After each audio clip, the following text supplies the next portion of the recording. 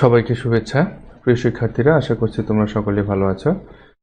তো অ্যাকচুয়ালি বিগত প্রায় 4 মাস থেকে আমি তোমাদের রসায়ন ক্লাসগুলো অনলাইনে নিয়ে আসছি। তো তোমরা ইতিমধ্যে সেটা দেখেছো, হয়তোবা অনেকেই তোমরা দেখেছো। তো ইতিপূর্বে যে ক্লাসগুলো আমরা করেছিলাম সেই ক্লাসগুলো আমাদের উচ্চ মাধ্যমিক রসায়ন প্রথম পত্রের মোটামুটি যে 5টি অধ্যায় রয়েছে সেই 5টি অধ্যায়ের প্রথম থেকে শেষ পর্যন্ত আমরা ক্লাসগুলো করার চেষ্টা করেছি এবং আমার পক্ষে যতটা সম্ভব হয়েছে তোমাদের ক্লাসগুলো নেওয়ার জন্য আমি চেষ্টা করেছি যাতে তোমাদের ক্লাসগুলো সুন্দরভাবে নেওয়া যায়। তো তারই ধারাবাহিকতায় আজকে বলতে গত কয়েকদিন আগেও অবশ্য আমি জুমে তোমাদের ক্লাস নিয়েছি। তো এই ক্লাসগুলোর মধ্যে থেকে আমি তোমাদের উচ্চ মাধ্যমিক রসায়ন যে দ্বিতীয় পত্র রয়েছে সেই দ্বিতীয় পত্রের দ্বিতীয় অধ্যায় জৈব রসায়ন, এই অধ্যায়টি ক্লাস শুরু করেছি, অলরেডি তোমরা হয়তোবা দেখেছো। তো এখন তারই ধারাবাহিকতায় আমাদের এই সেকেন্ড পার্টের কিছু কিছু বিষয় রয়েছে যে বিষয়গুলো অনেকেই একটু ভীতির মধ্যে থাকে। তো আমি চেষ্টা করব সেই ভীতিগুলোকে তোমাদের মধ্যে থেকে যাতে দূর করা সম্ভব হয়। তো সেকেন্ড পার্ট বলে কথা না, আসলে রসায়নের যে ভীতিটা রয়েছে সেই ভীতিটাই তোমাদের মধ্যে যাতে কম কাজ করে এবং যাতে না থাকে আমি সেই চেষ্টাটাই করে যাব। তো আমরা দ্বিতীয় অধ্যায় অর্থাৎ জৈব রসায়ন উচ্চ মাধ্যমিক রসায়ন দ্বিতীয় পত্র দ্বিতীয় অধ্যায় আমরা জৈব রসায়ন দিয়ে শুরু করব এই দ্বিতীয় পত্রটা। তো এই দ্বিতীয় অধ্যায় পড়ানোর পরে আমরা প্রথম অধ্যায় শুরু করব। আর এই দ্বিতীয় অধ্যায়ের গত 2-3টি ক্লাস আমরা ইতিপূর্বে নিয়েছি, তোমরা আমার এই ফেসবুক পেজেও পাবে। আর তোমরা আমার ইউটিউব যে চ্যানেলটি রয়েছে সেই ইউটিউব চ্যানেলটিতে গেলেও পাবে। তো এখন আমার এভরি ডিটেইলস আমার ইউটিউব চ্যানেলের যে লিঙ্কটা রয়েছে সেই লিঙ্কটা আমি তোমাদেরকে কমেন্টে দিয়ে দিচ্ছি। তোমাদের সকলের সুবিধার্থে আমি সেই লিঙ্কটি তোমাদেরকে কমেন্টে দিয়ে দিচ্ছি। আচ্ছা, অনেকেই তোমরা লাইভে জয়েন করছো।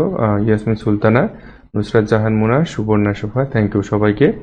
তো আমি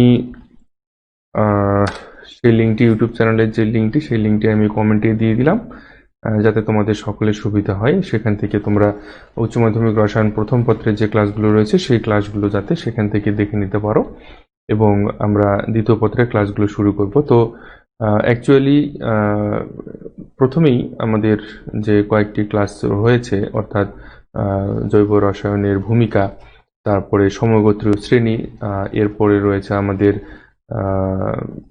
কার্যকরী মূলক। তো এই ক্লাসগুলো, বেসিক ক্লাসগুলো আমরা মোটামুটি করেছি এবং আমাদের যে নামকরণ রয়েছে অর্থাৎ জৈব যৌগের যে নামকরণ সেই নামকরণগুলো আমরা শুরু করেছিলাম, সেই নামকরণ ইউপেক পদ্ধতি। তো ইউপেক পদ্ধতির যে নামকরণগুলো রয়েছে সেই নামকরণগুলো আমরা ধারাবাহিকভাবে এখন কন্টিনিউ করতে থাকবো। মাধুর্য সরকার, রূপম, নমস্কার। তো অ্যাকচুয়ালি এই ক্লাসগুলো তোমরা কন্টিনিউ করতে থাকো। আর এখন থেকে এই ক্লাসগুলো মোটামুটি সপ্তাহে 3 দিন হবে।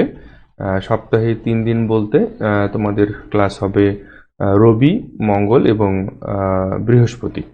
রবি, মঙ্গল এবং বৃহস্পতি, অর্থাৎ একদিন পর পর 3 দিন ক্লাস হবে। তো আমি নোটিশ করব অবশ্য, যেদিন ক্লাস হবে সেদিন আমি তোমাদের নোটিশ করে দেব, পেজে এবং গ্রুপে উভয় জায়গাতেই নোটিশ করা হবে। তো আশা করব তোমরা সেই ক্লাসগুলো মনোযোগ সহকারে দেখবে এবং তোমাদের কোনো সমস্যা থাকলে অবশ্যই তোমরা সেটা কমেন্টে আমাকে প্রশ্নটা করবে। তো চলো আমরা এখন বোর্ডে যাই।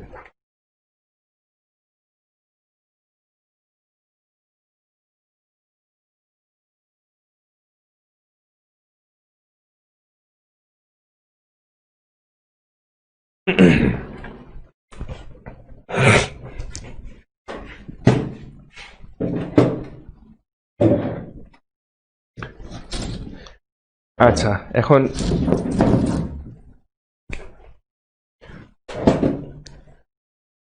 বোর্ডটা তোমরা পরিষ্কার দেখতে পাচ্ছ কিনা একটু আমাকে এটা একটু জানিও, কনফার্ম করো যে বোর্ডটা তোমরা পরিষ্কার দেখতে পাচ্ছ।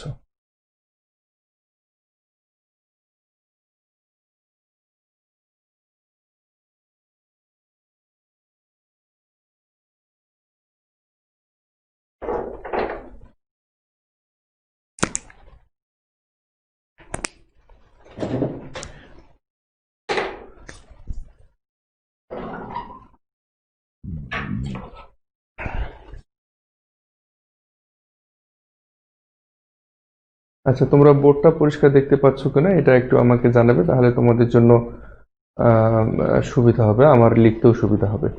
আচ্ছা, অল ক্লিয়ার, থ্যাংক ইউ সবাইকে।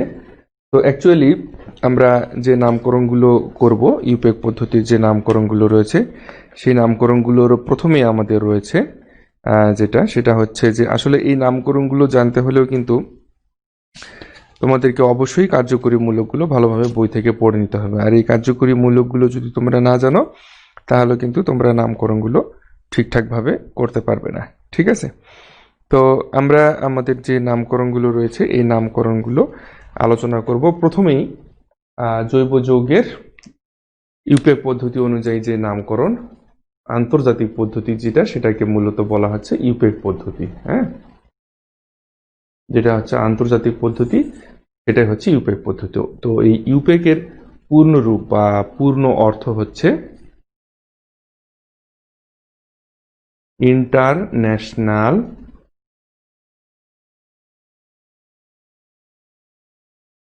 Union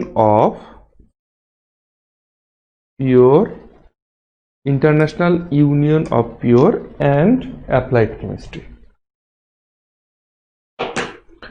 pure and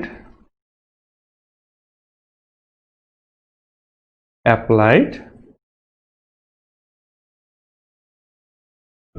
chemistry. দেখো, তো এই ইউপেক পদ্ধতি বা ইউপেকের পূর্ণরূপটা হচ্ছে এটা।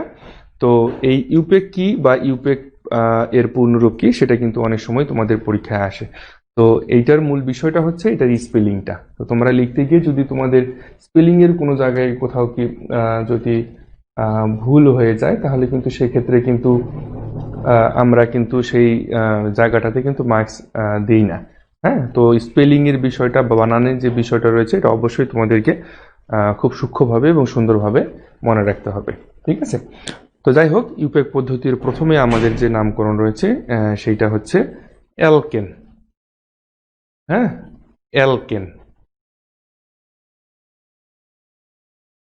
অ্যালকেন এর নামকরণ অবশ্য আমি এই করোনা পরিস্থিতির মধ্যে প্রথম দিকেও কিন্তু তোমাদের ক্লাস নিয়েছিলাম। তো সেখানে অবশ্য লাইভ ক্লাস নেওয়া হয়নি, তো সেখানে আমি বোর্ডে ক্লাস নিয়েছিলাম। তো আমার যে ইউটিউব চ্যানেলটা আমি তোমাদেরকে দিলাম, তো সেখানে তোমরা দেখতে পাবে যে একেবারে ইউটিউব চ্যানেলের শুরুর দিকে যে ভিডিওগুলো, সেখানে কিন্তু অ্যালকেন এভাবে আলাদাভাবে কিন্তু নামকরণগুলো করানো আছে। তো এখন এই অ্যালকেন, তো অ্যালকেনের সাধারণ সংকেত কি? অ্যালকেন এর সাধারণ সংকেত হচ্ছে CnH2n+2। এটি হচ্ছে অ্যালকেন এর সাধারণ সংকেত। তো আমরা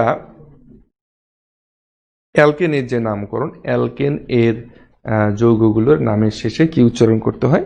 অ্যালকেন এর নামের যৌগের শেষে সাধারণত এন উচ্চারণ করতে হয়। হ্যাঁ, এটা আমাদেরকে মনে রাখতে হবে। আচ্ছা, তাহলে একটা এক্সাম্পল আমরা দেখি। যেমন CH3CH3, এটি হচ্ছে দেখো দুই কার্বন যদি হয়, তাহলে আমরা যদি এখানে 2 বসিয়ে দিই, তাহলে আমরা দেখতে পাবো যে C2H6 এই ফরম্যাটে পাবো। তো এই ফরম্যাটে যদি পাই আমরা, তাহলে আমাদেরকে ধরে নিতে হবে যে এই যৌগটা আমাদের এই অ্যালকেন শ্রেণীর যৌগ। তো অ্যালকেন শ্রেণীর যৌগ যদি হয়, তাহলে এখানে 2 কার্বনের জন্য আমরা দেখতে পাবো যে methane and ethane. Methane and ethane. তো ইথেনটা কিভাবে হলো? ইথেনটা হলো যে ইথ, 2 কার্বনের জন্য ইথ প্লাস এন। হ্যাঁ, এই দুটো মিলে হলো আমাদের ইথেন। তো অ্যাকচুয়ালি এভাবে আমাদেরকে নামকরণগুলো করতে হবে। তো চলো আমরা আরো কিছু এক্সাম্পল দেখি। এই এক্সাম্পলগুলো যত তোমরা তোমাদের বইতে দেখবে যে অনেক রকমের এক্সাম্পল রয়েছে। এই সবগুলো এক্সাম্পল তোমরা যত দেখবে, যত বেশি করে প্র্যাকটিস করবে, তোমাদের জন্য তত মঙ্গল হবে। তো আমি আশা করব তোমাদের কাছে অবশ্যই বই আছে, এবং তোমাদের বইতে যত রকমের এক্সাম্পল রয়েছে, সবগুলো এক্সাম্পল যাতে তোমরা বেশি বেশি এক্সাম্পলগুলো প্র্যাকটিস করো। তো আমরা এখন একটা এক্সাম্পল দেখি। যেমন